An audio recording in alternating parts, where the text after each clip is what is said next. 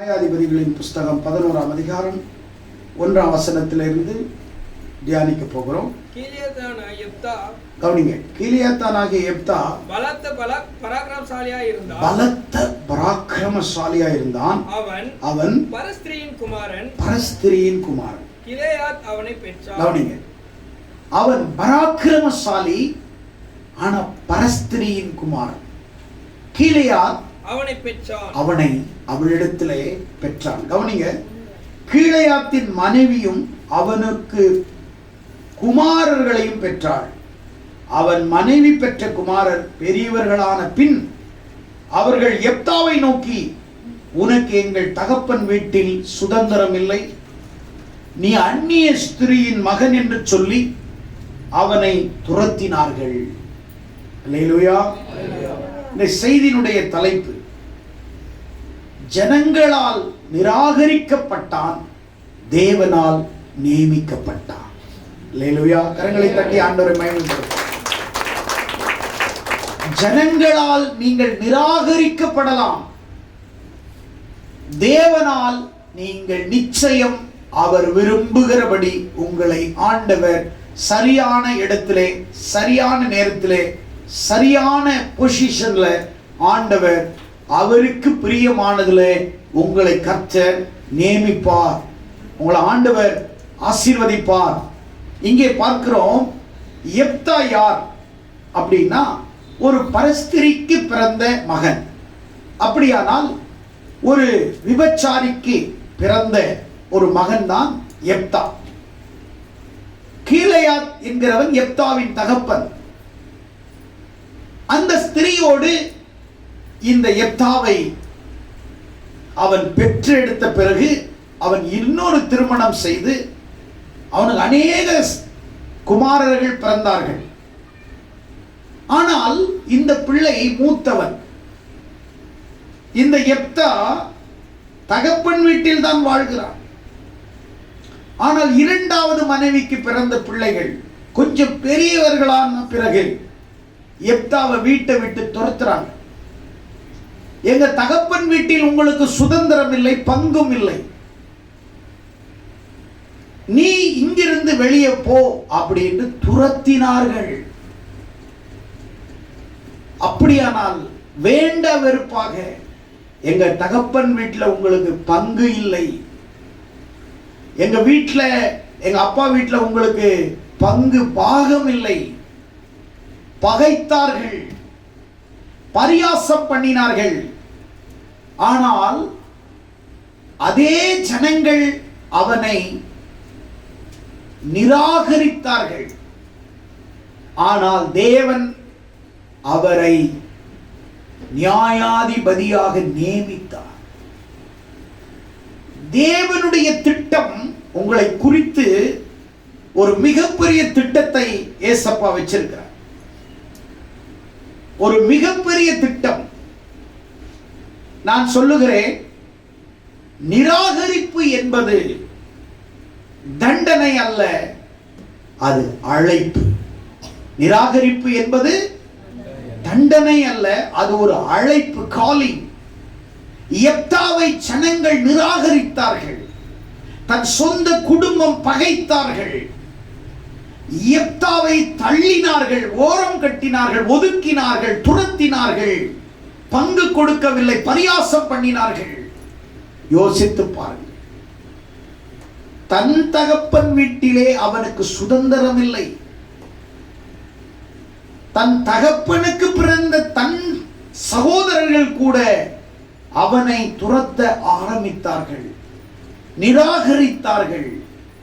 இன்னைக்கு உங்க வாழ்க்கையில ஏசப்பா சொல்றாரு, ஜனங்களால நீங்கள் நிராகரிக்கப்பட்டிருக்கலாம், சொந்த குடும்பத்தாலே நீங்கள் நிராகரிக்கப்பட்டிருக்கலாம், சொந்த கணவராலே நீங்கள் நிராகரிக்கப்பட்டிருக்கலாம், சொந்த மனைவியாலே நீங்கள் நிராகரிக்கப்பட்டிருக்கலாம், பிள்ளைகளாலே நீங்கள் நிராகரிக்கப்பட்டிருக்கலாம், ஜன பந்துக்களால் நீங்கள் நிராகரிக்கப்பட்டிருக்கலாம், நண்பர்களாலே நீங்கள் நிராகரிக்கப்பட்டிருக்கலாம்.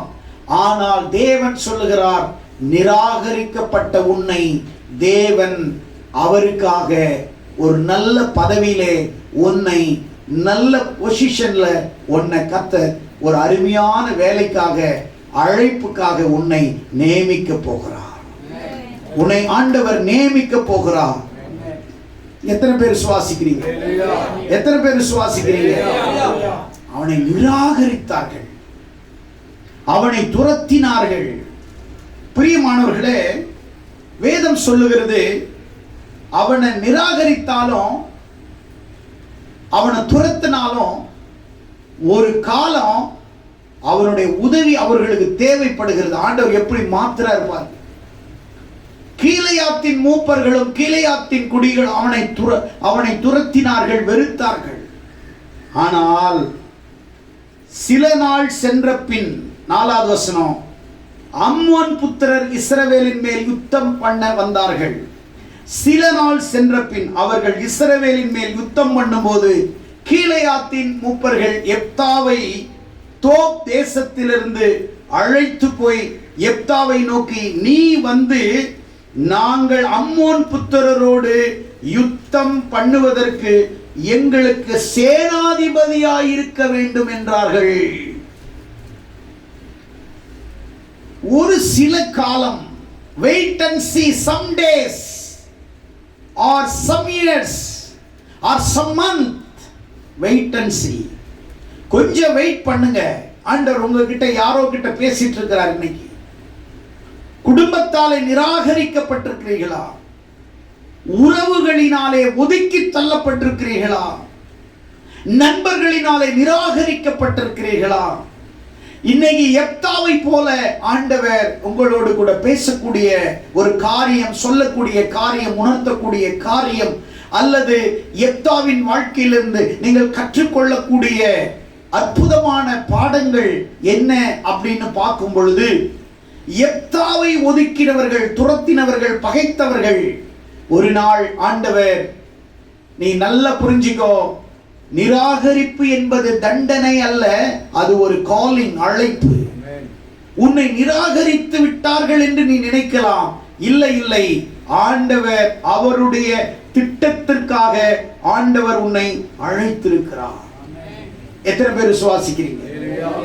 உன்னை வெறுமையாக்கி இருக்கலாம், இல்லை நீ வெறுமையை உணர்ந்திருக்கலாம், இல்லை நீ வெறுமைப்படுத்தப்பட்டிருக்கலாம்.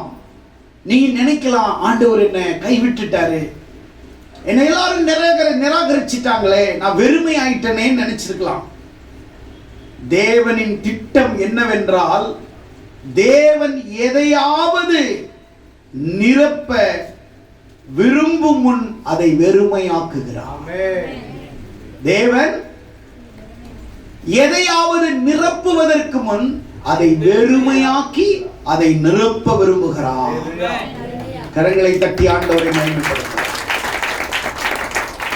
இயேசு கிறிஸ்து கானாவூர் கல்யாணத்துக்கு, திருமணத்துக்கு அழைக்கப்பட்டிருக்கும் பொழுது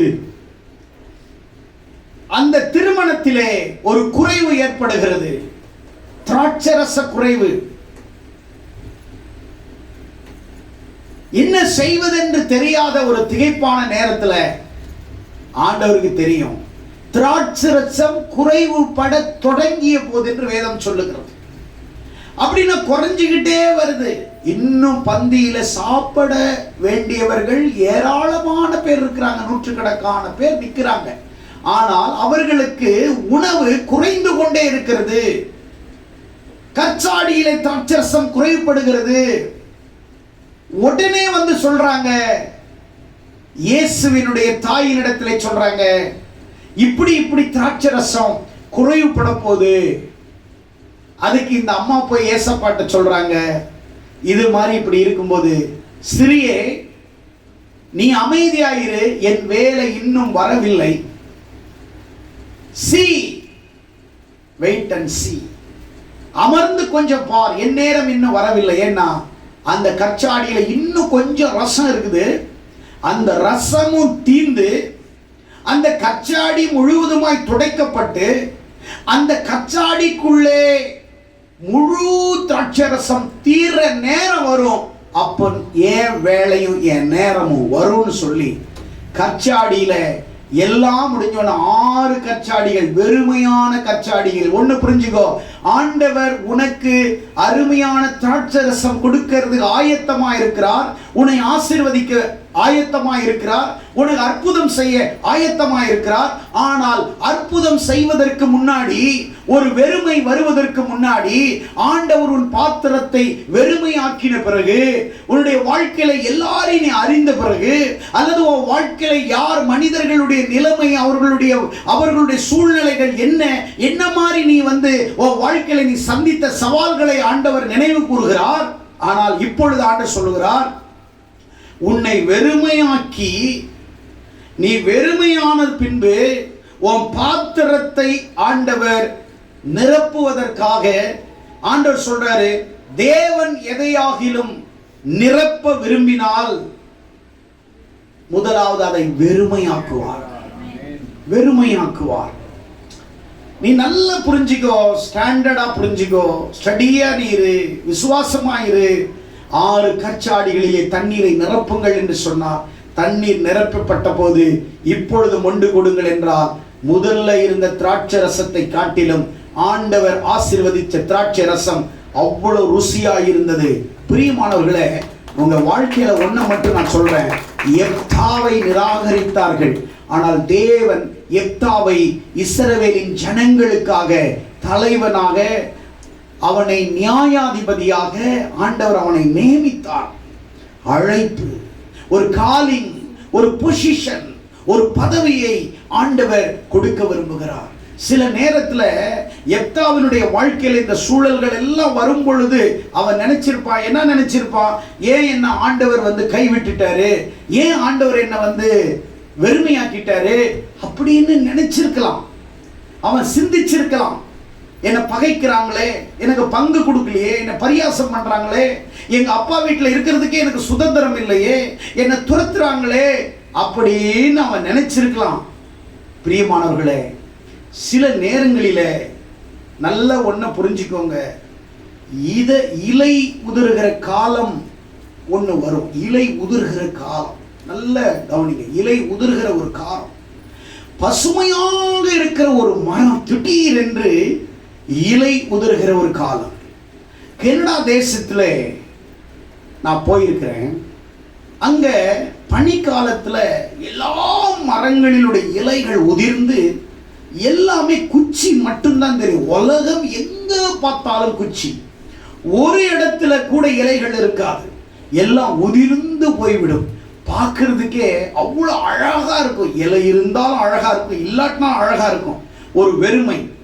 இலை உதிர்கிற காலம் வரும் பொழுது வெளியே ஒரு வறுமையா தெரியும். உள்ள வெளியில பார்க்கும் பொழுது அது ஒரு வறட்சியா தெரியும். ஆனா உள்ள மட்டும் ஒரு வளர்ச்சி இருக்கிறதுன்றதை நீங்க மறந்துடாதீங்க.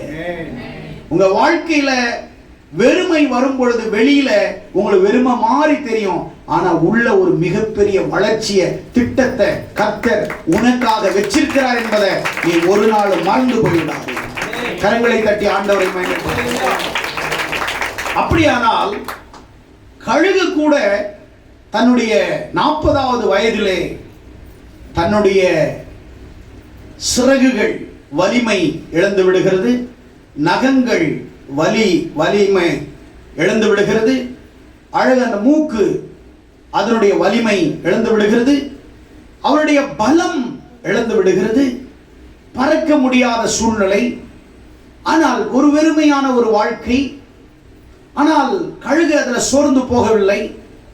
கிட்டத்தட்ட 150 நாள் கழுகு என்ன செய்கிறது என்றால், அந்த வறுமையை பார்த்து பயப்படாமல், அந்த சூழலை பார்த்து பயந்து போகாமல், தன்னை தானே ஒரு பெரிய பாறையின் மேல் மோதி அடித்து, தானாகவே அடித்து, எல்லா சிறகுகளையும் கீழே கொட்டி தீர்கிற வரைக்கும் அடிச்சு, இந்த மூக்கை கொண்டு போய் பாறையில் அடிச்சு அதை உடைச்சி, பழைய மூக்கை கீழே போட்டு நகங்களை எல்லாம் உடைச்சி, அப்படியே தன்னை ஒரு முழுமையான ஒரு கழுகு மாதிரி தெரியாம வெறும் சதை மட்டும் தெரியும், பிராய்லர் கோழியை கிளீன் பண்ண எப்படி அதை மாதிரி தன்னை ஆக்கி ஒரு பொந்துல 150 நாள் காத்திருக்குது. 150 நாளுக்குள்ள புதிய சிறகுகள் முளைகிறது, புதிய நகங்கள் முளைக்கிறது, புதிய அந்த அந்த கூர்மையான அந்த மூக்கு வளருகிறது. அப்படி எல்லாம் வளர்ச்சி அடைந்தோடனே திரும்ப அவள் 150 நாளுக்கு அப்புறம் அந்த பறவை அப்படியே வெளியிலிருந்து இப்படி வரும்போது ஃபர்ஸ்ட் எப்படி இருந்ததோ அதை காட்டிலும் பெஸ்டாக புதிய கழுகுகளாக புதிய சிறகுகளை முளைத்து புதிய நகங்கள், புதிய கூர்மையான பல், கூர்மையான எல்லாத்தையும் உருவாக்கி அப்படியே மறுபடியும் 30 ஆண்டுகள் அதே பலத்திலே இந்த உலகத்திலே இறை தேடுகிறது. இந்த உலகத்திலே பயங்கரமான சூறாவளி காற்று அடிக்கும் பொழுது அதை கிழித்து கொண்டு மேலே செல்லுகிறது. ஒரு சில பறவை ஒரு சில அடிக்கு மேல் உயர பறப்பதில்லை, அல்லது சூறாவளி காற்று வரும் பொழுது எல்லா பறவைகளும் அதை எதிர்கொள்ள திராணி இல்லாததினால் பயந்து போய் ஒரு நடுங்கி எங்கேயாவது அமர்ந்து விடுவார்கள். ஆனால் கழுகு மட்டும் சூறாவளி காற்று சுழண்டு சுழண்டு அடித்தாலும் அந்த கழுகு தன்னுடைய 2 சிறகுகளினாலே அப்படியே அந்த சூறாவளி காற்றை கிழித்து கொண்டு மேலே போய் உயரத்தில் இருந்து சூறாவளி காற்றை அப்படியே கண்கள் பார்த்து அப்படியே அதை ரசிக்க ஆரம்பிக்கும். காரணம் என்னவென்று சொன்னால், வெறுமை வந்து விட்டது, நம்மளை நிராகரித்து விட்டார்கள், நம்மளை விட்டு விட்டார்கள், நம்மை யார் என்ன நம்மளை பகைத்து விட்டார்கள், நம்மை பங்கு இல்லை என்று சொன்னார்கள், நம்மளை அநேகர் துரத்துவாங்க, அநேகர் நம்மளை விட்டு விலகுவாங்க. அதை பத்தி நீ கவலையே படாத. ஆண்டவர் உன்னை பார்த்து ஆண்டவர் சொல்றாரு, நிராகரிப்பு என்பது இந்த உலகத்திலே உன்னை நிராகரிக்கிறது, பிறரால் நிராகரிக்கப்படும் போது அது தண்டனை அல்ல, that is calling. ஆண்டவர் உங்களை அழைக்கிறார். அவருடைய உன்னத திட்டத்தை நிறைவேற்ற, அவருடைய உயர்ந்த திட்டத்தை நிறைவேற்ற ஆண்டவர் உன்னை இன்னைக்கு அவருக்காக அழைக்கிறார். காலிங், உன்னை அழைக்கிறார், செலக்ட் பண்றாரு, உங்களை செலக்ட் பண்றாரு. எத்தனை பேர் விசுவாசிக்கிறீங்க? எத்தனை பேர் விசுவாசிக்கிறீங்க? நோவா அப்படின்ற ஒருத்தர் இருந்தார் பைபிள்ல 6ஆம் அதிகாரத்துல.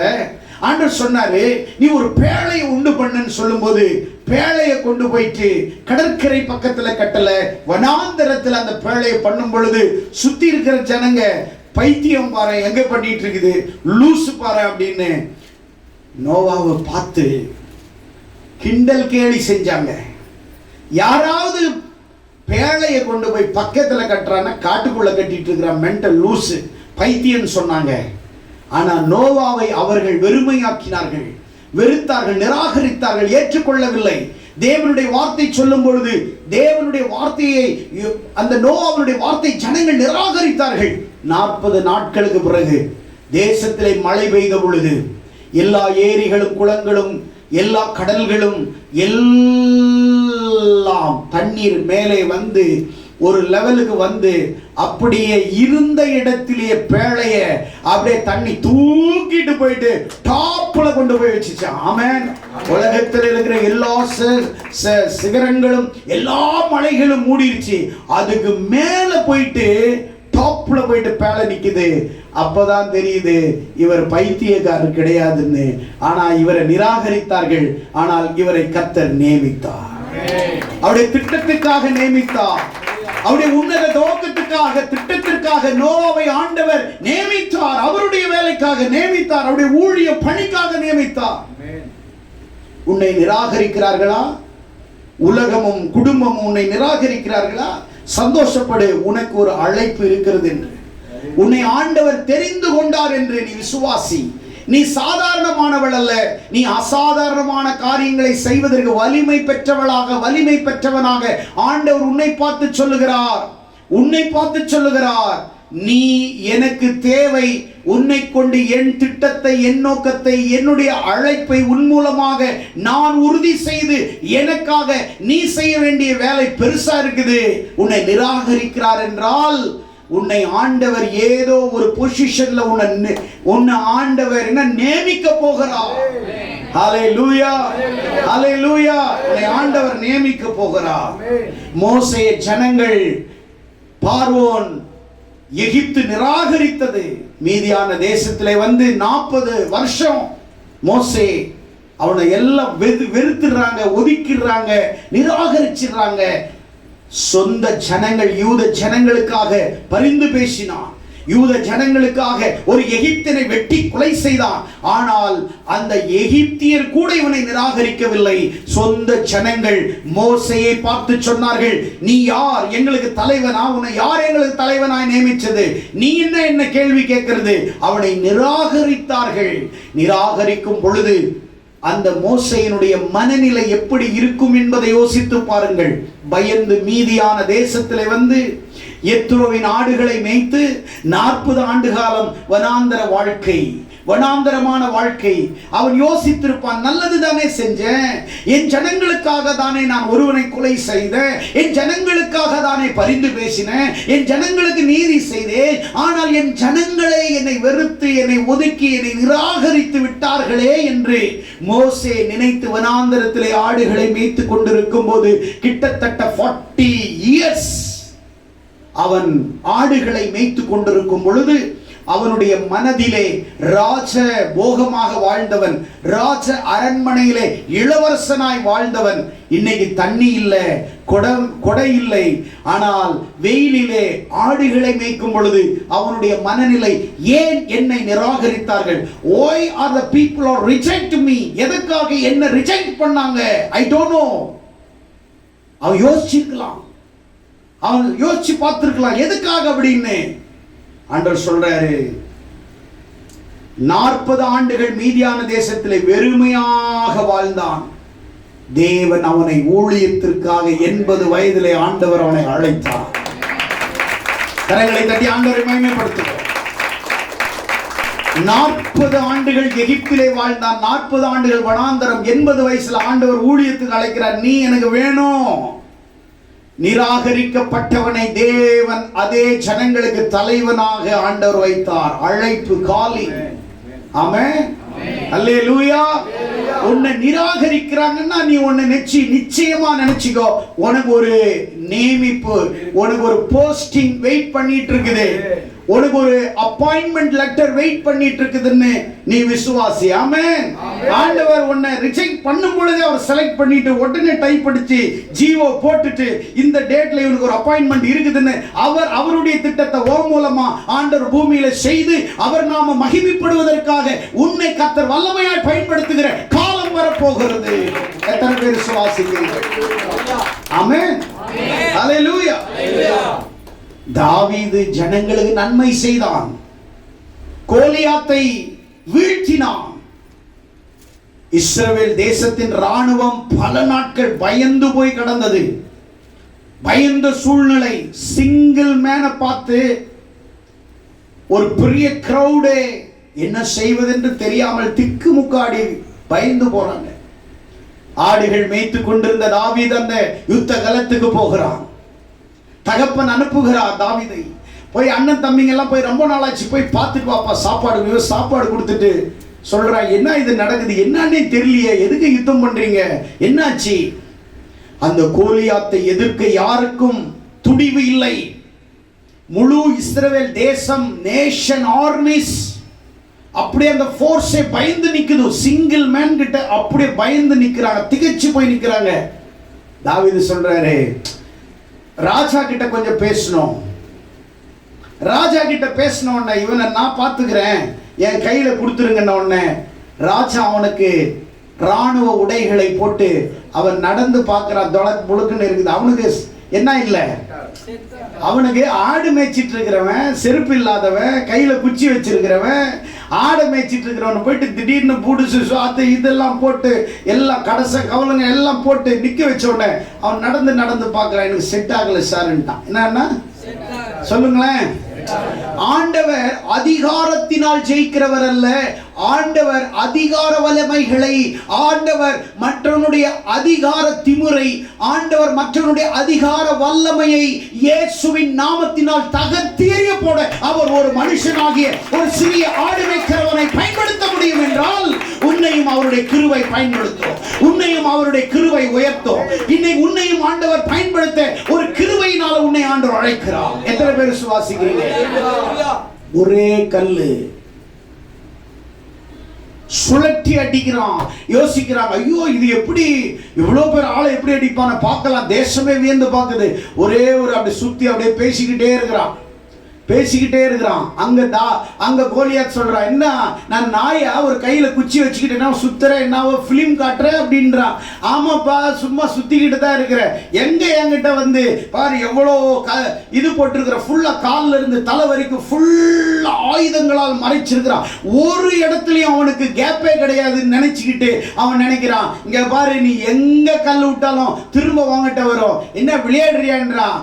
சொல்றான், மாப்பிள்ள உனக்கு ஒரு கேப் இருக்குது, நான் வைக்க போறேன் ஆப்புன்னு சொல்லிட்டு நெத்தியில சின்ன கேப் இருந்துச்சு பாரு கோலியாத்து. அப்படி சுத்தி கரெக்டா பாயிண்ட பார்த்தான். நேரா அந்த கல்லு இருக்கிற இந்த கேப்ல வச்சான் ஆப்பு. பின்னாடி போய் சொருவிருச்சு. அப்படியே பின்னாடி தான் உழணும். ஆனா அவன் முன்னாடி விழுதானா.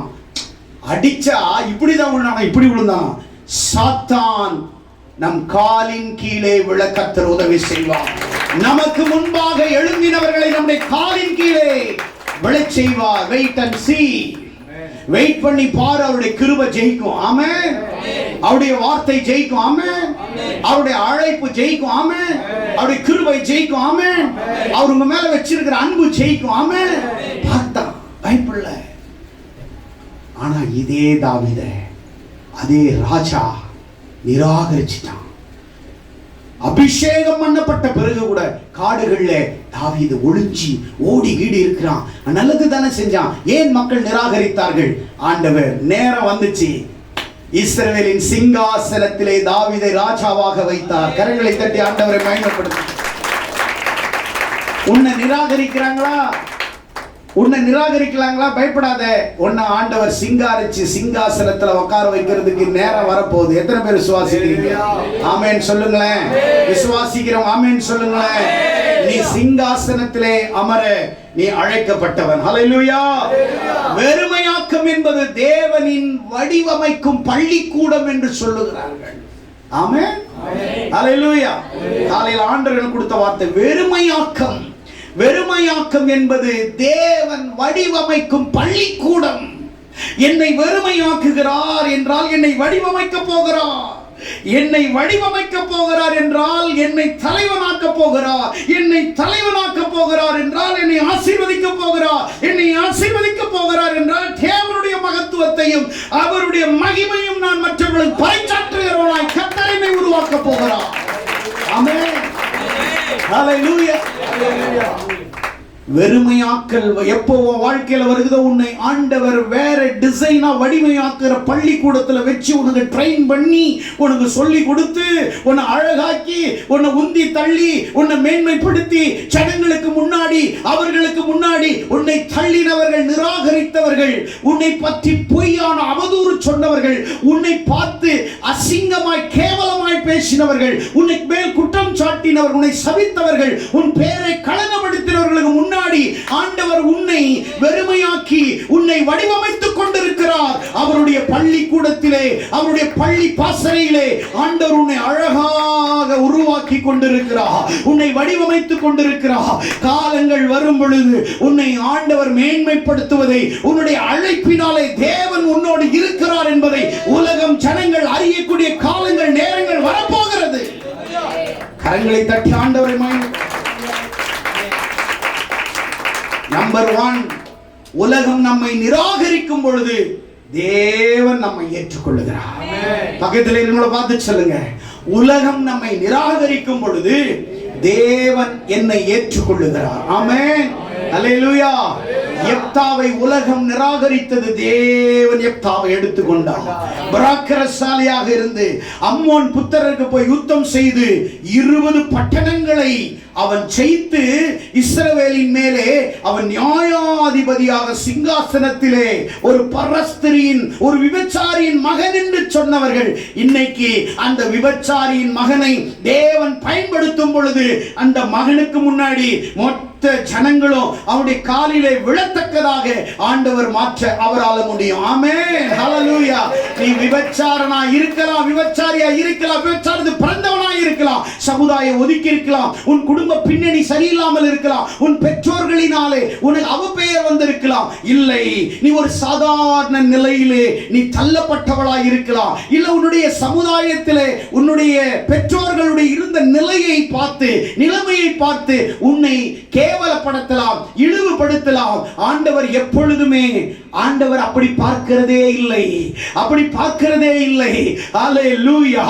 ராகாப் என்கிற வேசியை அந்த சந்ததியிலே இயேசு கிறிஸ்து வந்தார். தாமார் என்கிற வேசியிலே அந்த அவளுடைய சந்ததியிலே இயேசு கிறிஸ்து வந்தார். அல்லேலூயா. இன்னொருத்தர் நிராகரிக்கப்பட்ட ரூத்தின் சந்ததியிலே இயேசு கிறிஸ்து வந்தார். எத்தனை பேர் நீங்கள் நிராகரிக்கப்பட்டவரிடத்திலே தேவன் மகிமைப்படுகிறவராய் இருக்கிறார். சமுதாயம் உன்னை ஒதுக்கி நிராகரித்து தள்ளி உன்னை குப்பையாக எண்ணி உன்னை தேவையில்லை என்று உன்னை ஒதுக்கி பெருக்கி ஓரமா போயிட்டு உன்னை குப்பை தொட்டில போட்டாலும் பயப்படாதே.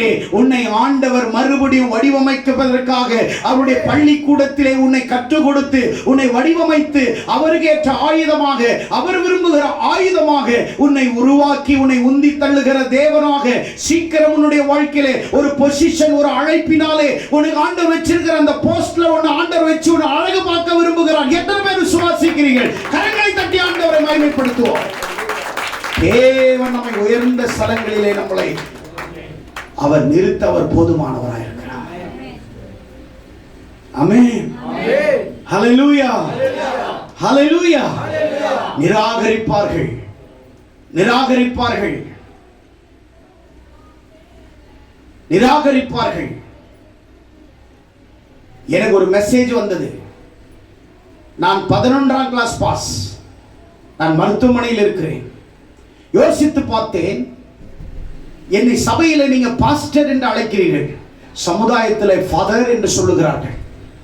உலக மனிதர்கள், இந்து மக்கள் கூட என்னை ஃபாதர் என்று கை எடுத்து கூப்பிடுகிறார்கள். ஆனால் மொட்டையாக ஒரு பரிஸ்திதிக்கு பிறந்த எப்தாவை கூட யாரும் தவறா நினைச்சாலும் தேவன் அவனை தவறாக நினைக்கவில்லை. அந்த மெசேஜை பார்த்து உடைந்து போனேன். ஒரு பாஸ்டர்னு சொல்லு. ஸ்கூல்ல நீங்க படிக்கிறீங்க, இங்க வா ஹோம்வொர்க் பண்ணிட்டேன். என்ன பண்ணிட்டேன் அப்படி மொட்டையா சொல்லுவீங்க, மிஸ் பண்ணிட்டேன் மிஸ். ஆனால் நீங்கள் மற்றவர்களுக்கு நீங்க கொடுக்கிற மரியாதை, அவமரியாதை யோசித்து பாருங்கள், யோசித்து பாருங்கள். ஜான்சன் நல்ல தாய் தந்தைக்கு பிறந்தவன், ஏழ்மையான குடும்பத்தில் மானம் மரியாதையோடு வாழக்கூடியவர். பிறரை இப்படிதான் நீ பேச வேண்டும் என்று கற்றுக் கொடுத்தவர் என் தகப்பன், என் தாய். பிறரை மதிக்கக்கூடிய சத்துருக்களை கூட மதிக்கக்கூடியவனாக உருவாக்கியவர்கள் என் தாயும் தந்தையும். கல்வியில் நான் குறைவுள்ளவனாக இருக்கலாம், அறிவில் நான் குறைவுள்ளவன் அல்ல. கல்வி எனக்கு இல்லாமல் இருக்கலாம், ஆனால் எனக்கு அறிவு இல்லை என்று சொல்ல முடியாது. யோசித்து பாருங்கள். நிராகரிப்பு. பிள்ளைகளே உங்களை நிராகரிக்கிறார்கள். மரியாதை உங்களை அப்பா என்று கூப்பிட கூட அவர்களுக்கு மனமில்லை. அவர்கள் உங்களை நிராகரிக்கிறார்கள். இல்லை, உங்களை உலகம் நிராகரித்தாலும் கர்த்தர் உங்களை பயன்படுத்த அவர் உண்மை உள்ளவராக. எத்தனை பேர் விசுவாசிக்கிறீர்கள்? உலகம் நம்மை நிராகரிக்கும் பொழுது தேவன் நம்மை ஏற்றுக்கொள்ளுகிறார். யோசேப்ப சகோதரர்கள் நிராகரிச்சாங்க, ஏசப்பா டேக் ஓவர் பண்ணிட்டார். ஆண்டவர் டேக் ஓவர் பண்ணிட்டார். சொந்த சகோதரர்கள் 20 வெள்ளிக்காசு வித்துட்டாங்க, அடிமையா வித்துட்டாங்க. யோசிச்சு பாருங்க. அவர் எகிப்துல போயிட்டு ஒரு பார்வோ அரண்மனையில வேலை செய்யறாரு, ஜெயில போடுறாங்க. நினைச்சிருப்பாரு, என்ன சகோதரனு புரிஞ்சுக்கல, இங்க வேலை செய்யற இடத்துல உண்மையா இருக்கிறேன், ஏன் என்னை ஜெயில போட்டாங்க, நான் என்ன தப்பு செஞ்சேன்னு. இல்ல இல்ல இல்ல, ட்ரைனிங். வெறுமையாக்குதல் என்பது அது தேவனின் வடிவமைக்கும் பள்ளிக்கூடம். ஆமென். ஜெயில அவனை வடிவமைக்க தேவன் ஒரு நேரத்தை ஒதுக்கினாரு. ஜெயிலை பள்ளிக்கூடமாய் யோசேப்புக்கு மாத்தி கொடுத்தாரு. ஹல்லேலூயா. வனாந்தரத்தை நோவாவுக்கு ஒரு பள்ளிக்கூடமாய் மாற்றி கொடுத்தாரு. மோசேயை மீதியான் தேசத்தின் வனாந்தரத்தை ஒரு பள்ளிக்கூடமாக மாற்றி அவனை வடிவமைப்பதற்கு 40 வருஷம் தேவைப்பட்டுச்சு.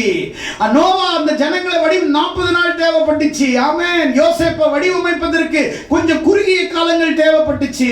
ஆமென். ஹல்லேலூயா.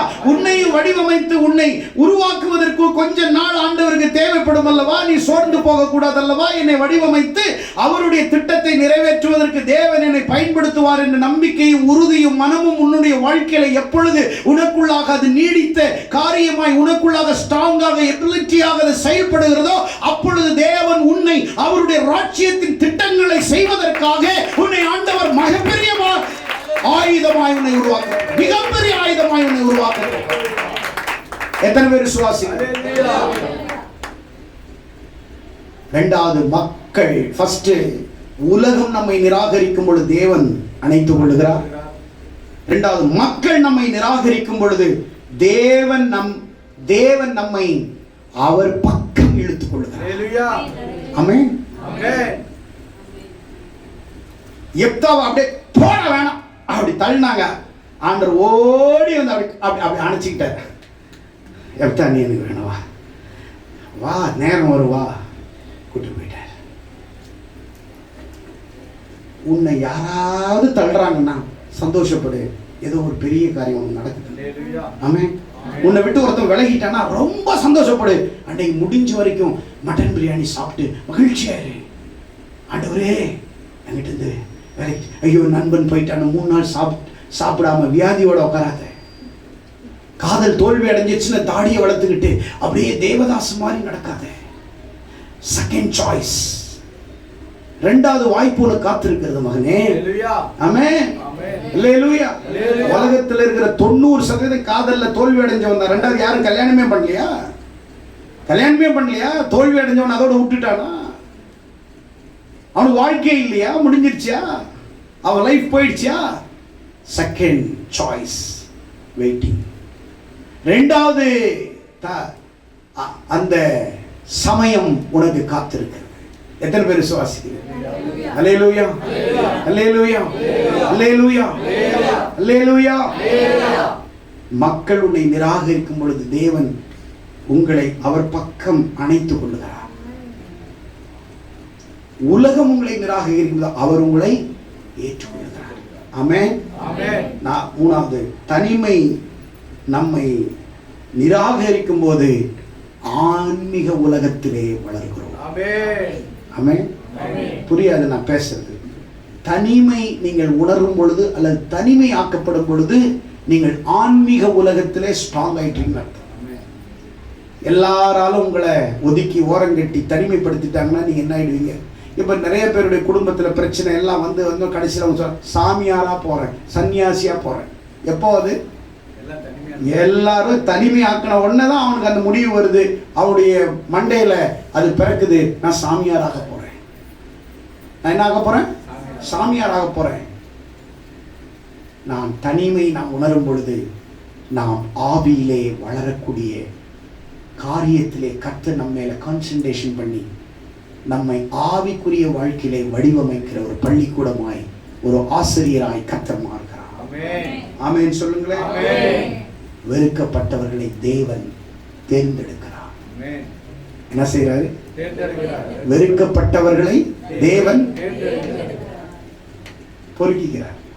சரி, இது உதவாது அப்படின்னு சமுதாயம் மக்களும் நம்மளை அப்படி தூக்கி போட்டுறாங்க.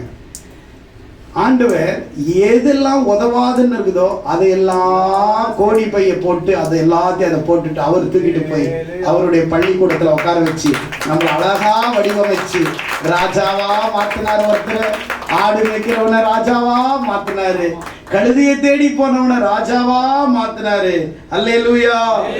அல்லே ஆடு மேய்ச்சவனை தலைவனா மாத்தினாரு மோசைய. ஆமென். அல்லேலூயா. தாவீத ராஜாவா மாத்தினாரு. எலியாவை எசபேல் நிராகரித்தாள், ஆனால் எலியாவை ஆண்டவர் தீர்க்கதரிசியாக பயன்படுத்தினார். ஆமென். தானியேலை அதிகாரிகள் எல்லாம் அவனை வெறுத்து சிங்க கெபியில போட்டாங்க, ஆனா அவன் பயப்படல. கர்த்தர் தானியேலை தேசத்துக்கு மேலாக பெரிய உயர்ந்த பதவியிலே கொண்டு வந்து அழகு பார்த்தார். நிராகரிக்கப்பட்டவர்களுடைய வாழ்க்கையை சற்று புரட்டி பாருங்கள். அவர்கள் எல்லாம் சாதனையாளர்களின் பட்டியலிலே வரலாற்றிலே இடம் பிடித்தவர்களாக, சாதனையாளர்களாக அவர்கள் இருப்பதை உங்கள் கண்கள் காண முடியும். ஆமென். ஆமென். பவுலை சொந்த விசுவாசிகளும் ஜனங்களும் நிராகரித்தார்கள். கர்த்தர் அவரை பயன்படுத்தினார். 14 நிருபங்களை. இயேசுவை சொந்த ஜனங்கள் நிராகரித்தார்கள். உலகமே அவரை தெய்வமாய் ஏற்றுக்கொண்டது. ஆமென் சொல்லுங்களா. இயேசுவையும் சொந்த யூதர்கள் வெறுத்து நிராகரித்தார்கள். பிதாவாகிய தேவன் அவரை எல்லா நாமத்துக்கு மேல அவரை உயர்த்தி. அல்லேலூயா, அல்லேலூயா, அல்லேலூயா. உலகம் உங்களை நிராகரிக்கும் பொழுது ஆண்டவர் உங்களை என்ன செய்கிறார்? ஏற்றுக்கொள்ளுகிறார். மக்கள் உங்களை நிராகரிக்கும் பொழுது ஆண்டவர் என்ன செய்கிறார்? உங்களை அணைத்துக் கொள்ளுகிறார். தனிமையாய் நீங்கள் உணரும் போது வாழ்க்கையிலே நீங்கள் ஆன்மீக பாதையிலே வளரத்தக்கதாக உங்களை வடிவமைக்கிறது. பள்ளிக்கூடத்திலே தேவன் உங்களுக்கு ஆசிரியராய் இருந்து உங்களுக்கு சிறந்த மாணவனாய் உங்களை வடிவமைக்கிறார். எப்தாவின் வாழ்க்கையில் அப்படிதான். அம்மோன் புத்தரோடு சண்டை போட்டு ஜெயிச்சு நியாயாதிபதியாக அவன் மாறிவிட்டான். ஜனங்கள் நிராகரித்தார்கள். தேவன் அவரை நியமித்தார், நீதிபதியாக நியமித்தார், ஜட்ஜாக நியமித்தார். எத்தனை பேர் விசுவாசிக்கிறீங்க?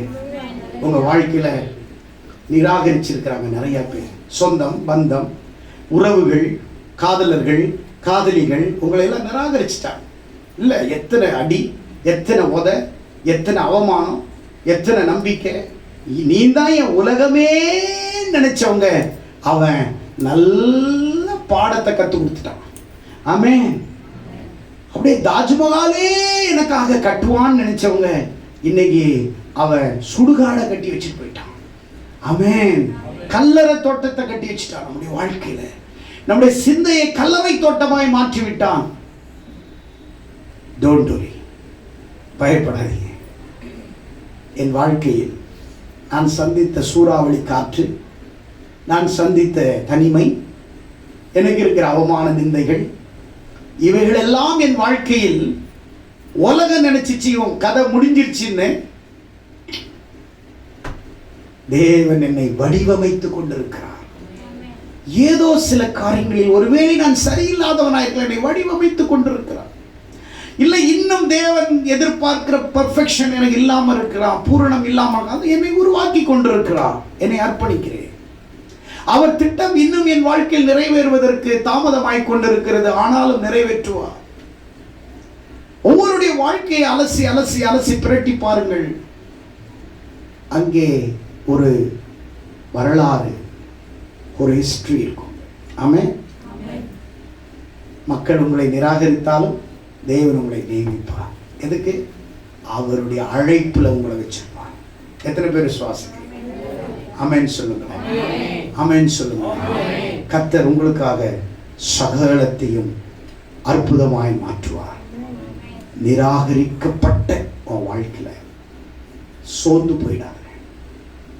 உலகம் அவ்வளவுதான். நான் உங்களை பார்த்து கேட்கிறேன், நீங்க நம்பினவங்க எல்லாம் கடைசி வரைக்கும் உங்க கூட வருவாங்கன்னு நினைக்கிறீங்களா? வருவாங்கன்னு நினைக்கிறீங்களா? பாதியிலேயே போயிடுவாங்க, பிரிஞ்சு போயிடுவாங்க. சொல்ல முடியாது, பாதியில உலகத்தை விட்டு கூட போயிடுவாங்க. பழைய நினைவு, பழைய காதல் அப்படியே மனசுலேயே ஓடிட்டு இருக்கும். சில நேரத்தில் தூங்கும்போது நம்மளை ஏமாத்திட்டானே, நம்மளை கஷ்டப்படுத்திட்டானே, என்னை இப்படி பண்ணிட்டானே அப்படின்னு நம்பினவர்கள் துரோகிகளாய் மாறலாம். நாம் நம்புகிற கர்த்தர் நமக்கு துரோகியாய் அல்ல, நம்மை உருவாக்கக்கூடிய ஆசிரியர், டீச்சர், வடிவமைக்கக்கூடிய, கற்றுக் கொடுக்கக்கூடிய தகப்பனாக நம்முடைய வாழ்க்கையில் இருக்கிறார் என்பதை மறந்து விடாதீர்கள். கர்த்தர் உங்களை ஆசீர்வதிப்பார். God bless you.